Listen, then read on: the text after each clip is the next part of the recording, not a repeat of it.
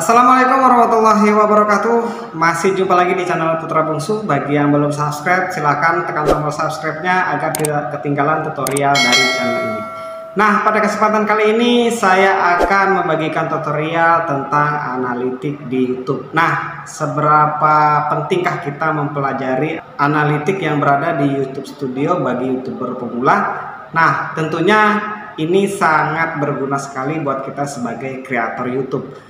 Nah, apa itu analitik? Analitik adalah istilah yang merujuk pada proses analisis data untuk memahami kinerja dan perilaku penonton pada platform online seperti YouTube.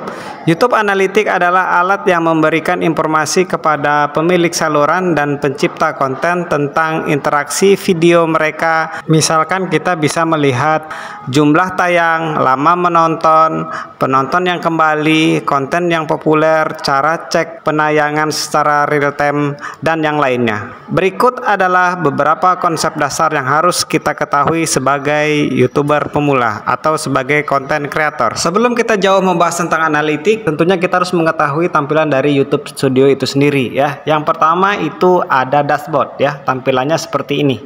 Nah, di sini adalah tampilan awal dari dashboard YouTube Studio ya. Kemudian di sini ada konten. Nah, jadi di tampilan konten ini adalah menampilkan semua video kita ya. Nah, di sini baik itu video panjang, kemudian video short, kemudian video live streaming jika teman-teman sudah melakukannya, kemudian ada daftar playlist ya. Nah, itu dia di bagian video ya. Kemudian di analitik. Nah, di analitik ini yang mau kita bahas ya, kita lewatkan dulu. Kemudian di komentar. Nah, di tampilan komentar ini adalah menampilkan komentar-komentar dari teman-teman kita ya yang berkomentar di video kita, maka akan tampil di sini dia ya. Kemudian ada penghasilan jika teman-teman sudah berhasil monetisasi dan menjadi partner YouTube. Nah, langsung kita bahas ke analitik. Nah, di analitik itu sendiri yang pertama itu ada riset ya, bagian kiri yang ini. Nah, di riset ini kita bisa meriset penelusuran yang mungkin banyak dicari oleh orang yang menelusuri video apa yang mereka cari di YouTube ya. Nah, misalnya di sini penelusuran teratas, kalau di channel saya itu tentang green screen ya. Jadi teman-teman mungkin tentang apa nanti teman-teman bisa searching di sini. Mau mencari penelusuran atau video-video yang lagi viral saat ini ya. Kemudian ada di ringkasan. Nah, di ringkasan ini menampilkan ada penayangan di sini ya. Kemudian ada waktu tonton atau jam tayang. Kemudian di sini juga ada subscriber, kemudian di sini juga ada estimasi pendapatan ya bagi teman-teman yang sudah lolos monetisasi. Nah, selain itu di ringkasan teman-teman juga bisa melihat, tinggal di scroll saja ke bawah ya. Di sini ditampilkan juga konten populer ya, penayangan selama 28 hari terakhir. Jadi teman-teman bisa mengetahui video mana yang lagi populer ya. Jadi video teman-teman maksudnya ya. Jadi teman-teman juga bisa mengecek videonya yang populer dalam waktu 28 hari terakhir itu video yang mana. Jadi bisa ditekan saja. Nah, di sini. Nah, di sini ditampilkan ya teman-temannya. Kalau di channel saya itu yang lagi populer sampai saat sekarang ini ada tutorial capcut tentang pengeditan pencahayaan video ya. Jadi teman-teman juga bisa melihat di sana ya. Kemudian yang kedua tentang bagaimana cara kita membesarkan volume hasil rekaman kita ya. Kemudian yang ketiga ada cara mudah membuat teks berjalan seperti di televisi. Nah, nih jadi teman-teman bisa juga memperkirakan untuk membuat video selanjutnya dari rekomendasi konten populer yang ditampilkan oleh YouTube ini ya. Saya kembalikan lagi. Kemudian di sini juga teman-teman bisa melihat waktu real time ya, selama penayangannya 48 jam ya di sini atau 2 hari. Jadi teman-teman juga bisa melihat video-video mana saja yang selalu ditonton oleh penonton yang ada di YouTube. Nah, contohnya seperti yang punya saya ini. Per 48 jam itu di sini ditampilkan kalau di handphone itu sebanyak kurang lebih 15 video ya. Nah, ini dah 15 video teratas. Oke dia. Nah, ini Jumlah penayangannya 937 kali tayang ya selama 48 jam. Kemudian misalnya kita mau lihat per 60 menit itu teman-teman bisa juga tinggal ditekan saja seperti ini. Nah, ini dia videonya ada 13 yang ditayangkan ya. Nah, ini dah video-videonya ya, 13 kali ditonton. Nah, ini. Jadi tujuannya kita melihat dengan waktu real time ini, jadi kita juga bisa memperkirakan untuk membuat konten selanjutnya. Jadi yang ramai ditonton atau yang berminat penonton di YouTube itu tentang apa. Jadi kita bisa mempunyai gambaran dari melihat video-video kita yang sudah banyak dilihat oleh penonton yang ada di YouTube. Nah, ini dah teman-teman ya. Nah, saya kembalikan lagi. Selanjutnya setelah ringkasan itu ada konten ya. Nah, oke, yang ini konten. Nah, konten di sini berbeda dengan yang konten yang pertama yang menu di sini ya. Kalau yang menu di sini saya kembalikan lagi ke yang awal tadi. Kalau yang di sini adalah seluruh video kita ya, itu ditampilkan di sini ya. Kalau konten yang ada di analitik kita coba lihat. Nah, yang ini. Nah, kalau konten yang di sini adalah menampilkan penayangannya, kita bisa mengetahui berapa ya di sini. Kemudian ada juga di sini tayangnya ya, kemudian rasio klik tayangnya. Nah, di sini video teratasnya juga ditampilkan ya untuk 28 hari terakhir. Kemudian cara penonton menemukan video Anda. Ini sangat penting sekali ya buat teman-teman, khususnya buat kreator pemula. Nah, jadi penonton di YouTube itu melihat video kita, itu kita bisa mengetahui cara mereka menonton video kita itu dari mana ya. Nah, di sini saya coba tekan dulu. Nah, di sini kalau di channel saya ya, di sini lebih banyak itu penonton menonton ke channel saya itu melalui penelusuran YouTube ya. Nah, contohnya bagaimana? Contohnya kalau penelusuran YouTube itu ketika kita membuka aplikasi YouTube ada di situ pencarian ya, searching ya. Nah, misalnya contohnya juga di Google lah. Di Google itu kita begitu buka Google kan ada di situ pencarian ya atau searching. Jadi melalui itu penonton menjumpai channel saya ya. Jadi teman-teman juga bisa melihat melalui mana penonton menonton channel teman-teman ya. Nah, saya kembalikan lagi. Nah, kemudian ada lagi melalui eksternal lah. Kalau melalui eksternal ini mungkin dibagikan melalui WA ya, melalui Facebook dan yang lainnya. Kemudian rekomendasi videonya kalau punya saya ini lebih sedikit ya, lebih banyak tentang penelusuran YouTube. Nah, di sini. Kemudian istilah penelusuran YouTube ini penting juga ya. Nah, istilah penelusuran YouTube-nya apa? Kalau di sini kan kita diberi gambaran bahwasanya penonton itu menonton video kita itu melalui penelusuran YouTube ya. Nah, di sini yang ditelusuri oleh penonton YouTube ke channel kita itu apa? Nah, di sini juga kita dikasih tahu gambarannya ya. Coba saya besarkan dulu tampilannya, saya pilih.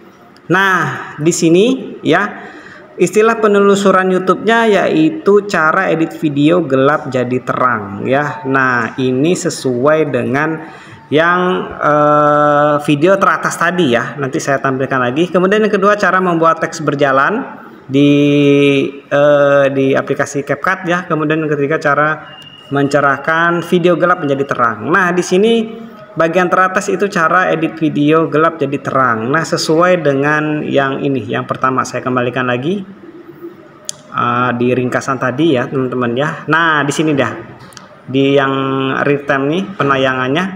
Jadi video yang teratas di video saya atau di channel saya itu saya membahas tentang tutorial, tutorial CapCut cara bagaimana kita menerangkan video ya. Nah, yang ini bagian video nomor urut 2 ya untuk saat ini. Oke, kita kembali lagi ke konten yang tadi ya. Di sini istilah penelusuran YouTube sudah. Kemudian aplikasi atau situs eksternal. Nah, ini yang saya sebutkan tadi ya.